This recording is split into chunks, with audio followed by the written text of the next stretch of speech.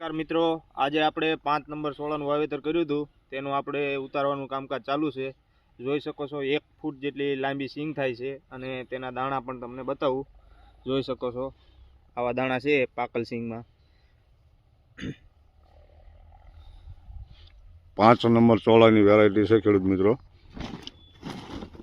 અને first class એવો ફાલ બેસી ગયો છે. આજે પહેલી વહેલી વીણી મુહૂર્ત આજે કર્યું છે.